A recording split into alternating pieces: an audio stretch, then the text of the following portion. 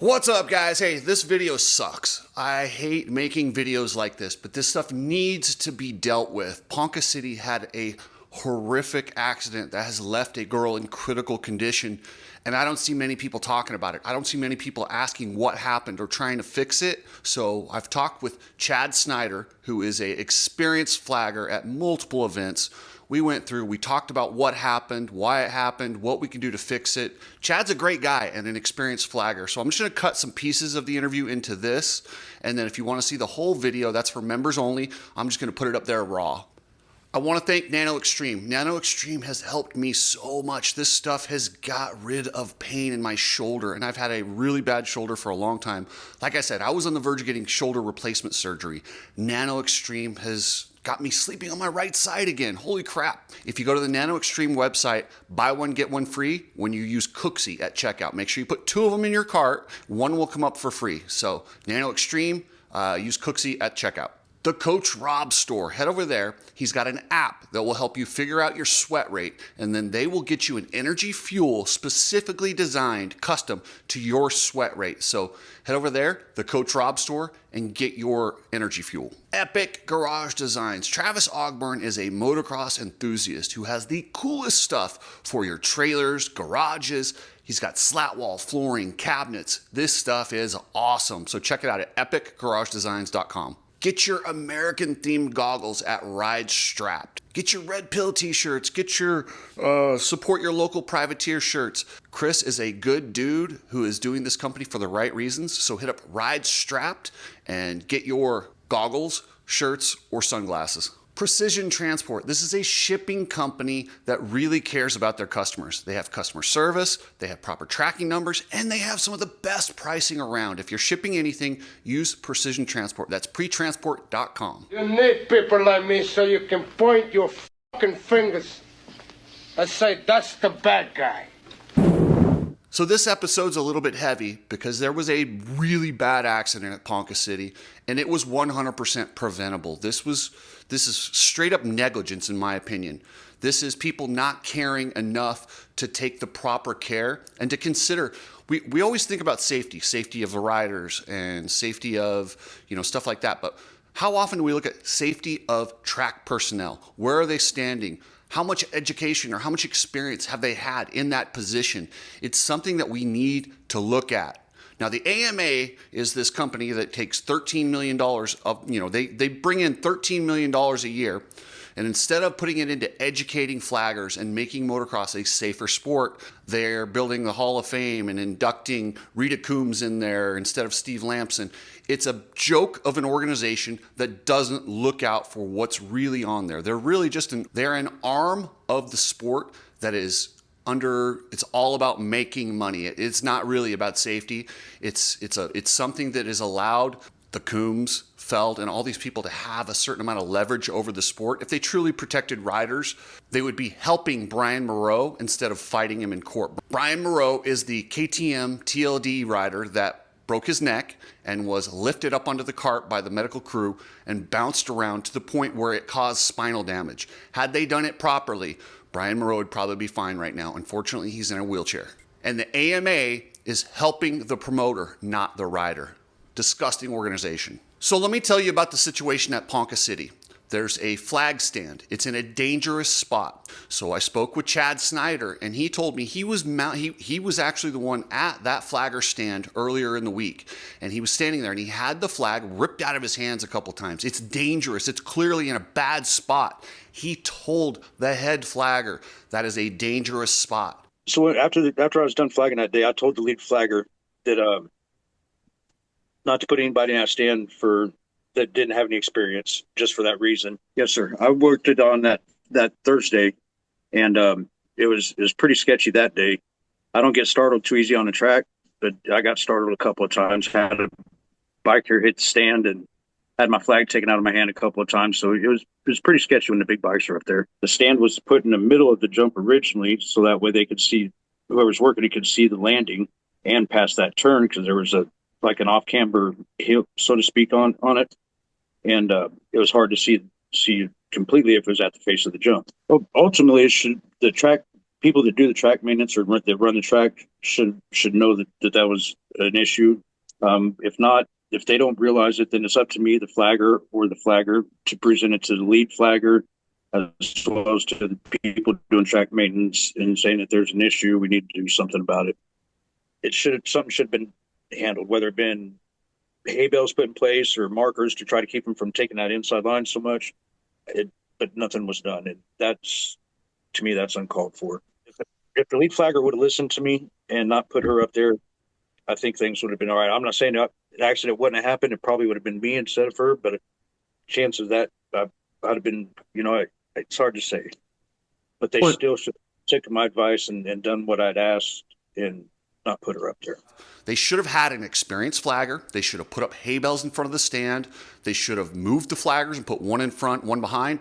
Nobody did anything, and the worst possible outcome happened. They put Chelsea Van Zandt in the stand. She's an experienced flagger, but not nearly as experienced as Chad. She's a good flagger. She does a great job, but she's not a career flagger like Chad is. Chad knows, and he watches riders. He can see the way it breaks down.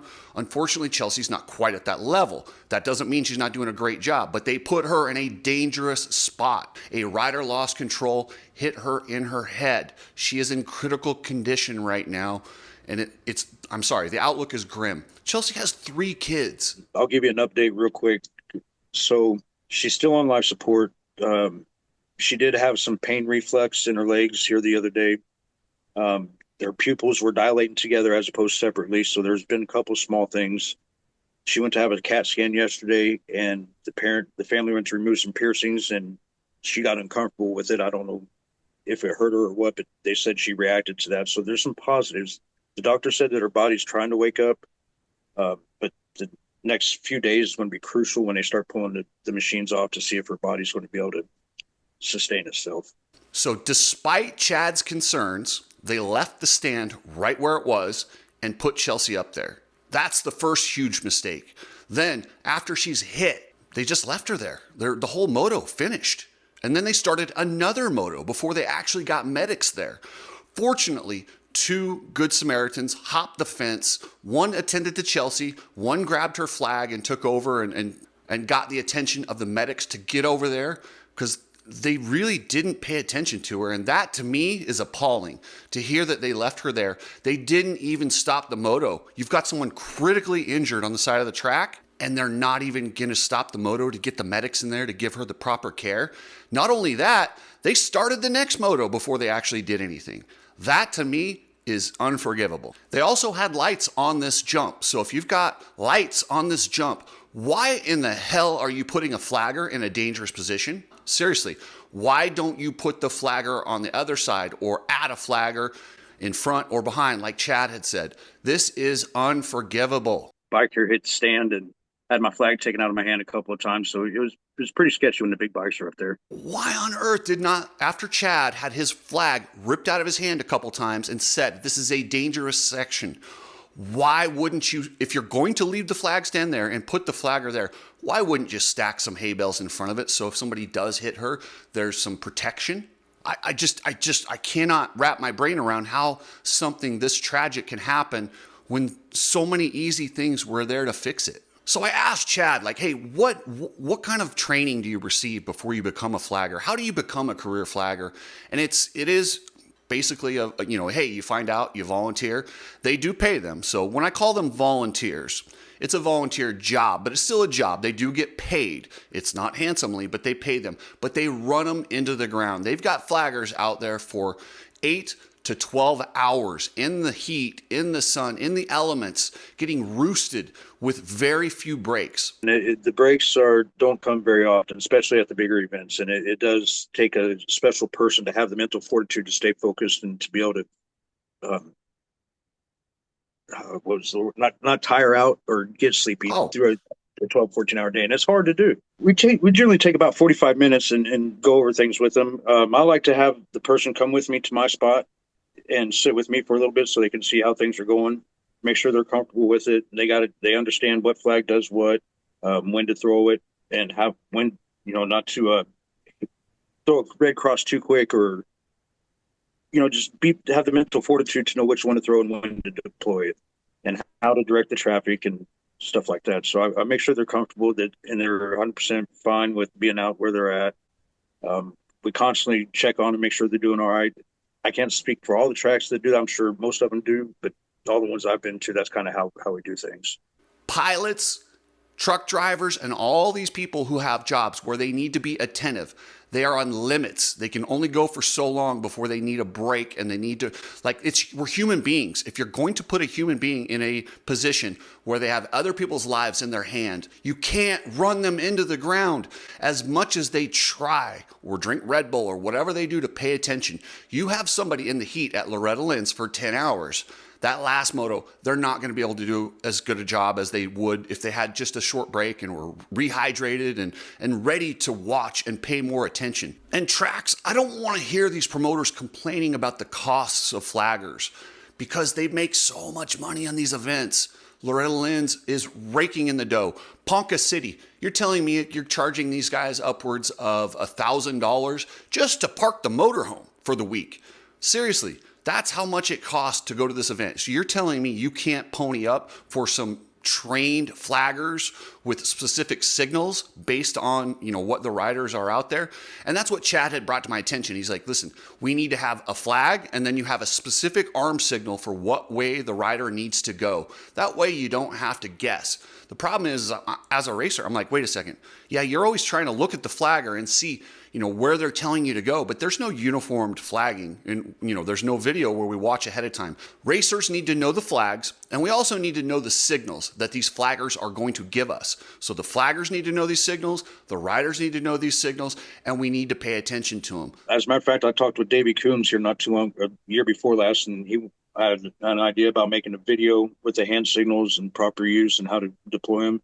And he said he would endorse it if I got one done. This sport is dangerous. There's no way to not make it dangerous. What we need to do is eliminate the stupid and things that can be eliminated, like putting a flagger in a dangerous situation. Flaggers should never be hit. This should never happen. What happened to Chelsea should never ever happen again. She has 3 children and she's in critical condition because someone made a bad call and put her in a dangerous situation when she's just trying to make some extra money. So after talking to Chad, I said, well, what can we do? And we came up with a few things that we could do to improve flagging and improve safety. Because like I said, there's no way you're ever going to make motocross or supercross a safe sport. It's just not. We're aware of that. Riders specifically are aware of that. But if you're going to have a flagger in a bad spot, put a helmet on. Put a helmet. There are dangerous. So let's say everybody at the track determines that dangerous flag stand, we still need somebody in it. Stack up hay bales and put a helmet on them. That's it. And then if something happens, you've taken precautions, and you're weighing out the risk versus the further risk. So if somebody's down, is that somewhere where we have to have a flagger? How much danger are they going to be in at that point? Put a helmet on them. That's basic. Put the NASCAR driver helmets. I understand the flaggers. Hey, it's hot. We don't really want to wear the helmets. But if you're going to be in a dangerous situation, rotate. Okay, you're up there for 2 hours wearing a helmet. Then you let somebody else go for 2 hours and wear the helmet. Keep a fresh flagger in a danger spot. Uniformed training. And that's what I'm going to work with Chad on. And hopefully we can get this out there. We're going to work on getting a video uniforming specific training and specific things that flaggers need to know. The 45-minute debriefing they give them before they send them out there, that's not enough in my opinion. You're not going to learn what to watch for. A lot of these flaggers aren't racers themselves. They're just people who are volunteering and, they love the sport, but they don't understand exactly how a guy is going through a turn. They don't know exactly what to watch for. These are things they need to learn in training. And we need to add more lights. The more lights, the more we can remove these saints of people who are out there protecting riders from dangerous spots. These people protecting riders should never, ever be the ones injured. And that is what has happened with Chelsea. And it just disgusts me. Riders, also, you guys need to be responsible. When you see a flag, you need to check up. And also, when they come up with these uniform signals, you guys need to know them. I don't want to hear any riders say, oh, I didn't know what that meant. That is your responsibility. Once we can get this out there, and once this becomes a thing with the AMA or whoever we're going to push to get this out there, riders, you have a responsibility also to learn those signals and take the proper safety for you, your fellow riders, and more importantly, the flagging crew that's out there for your safety. So what has happened to Chelsea is tragic. It's horrible. The link to her donation, she is still in the hospital. If you want to donate to her, click on that link and you can find out how she's doing and how you can help. And man, it's just the family. I don't want this to seem like I'm bashing everybody in the sport, because 99% of people in this sport are good people who genuinely do the right thing. But look at the organizations that, how many people have you seen talking about this? How are we going to fix a problem if nobody knows that this is a real problem? You had to search to find out if actually Chelsea was hurt or what happened. If you left that event, you probably didn't know. I had to go find where this was and search it out to find out what happened to her. This should be talked about. This should be as an example on what not to do for local tracks and future tracks. People, when they're flagging and they're over there, they're getting their 45-minute preview, they need to know this can happen to you if you're on the track. This is not a joyride front row seat. You're out there putting yourself in harm's way. Pay attention, because this can happen. And it just needs to be emphasized to everybody around this facility. We're racing dirt bikes. It's dangerous. With that said, I don't think that's going to keep any of us from competing. We still love it, but we need to eliminate as much stupid as we can. We never, ever need to see a flagger go off in an ambulance and be critically injured. That's not something I ever want to see. Thanks, guys. I appreciate everything. And if anybody's in the Kansas area and you want to get with Chad, let me know. If there's anybody out there that can film him so I can edit it up and get that video, or build a website for safety. If you guys want to take any initiative, please, let's get involved. I don't know really how to do this. That was something we came up with during the interview, but I want to make something like this happen so we at least have a uniformed way to flag so that riders and flaggers know what they should do in certain situations. Thanks, guys. Remember, subscribe. Members, thank you. All you members are automatically entered to win the Coach Rob CRS helmet. We're going to give that away before Anaheim, and then we'll hit you up. And everybody who's a member, you're already entered. So thanks, guys, and I'll catch you later.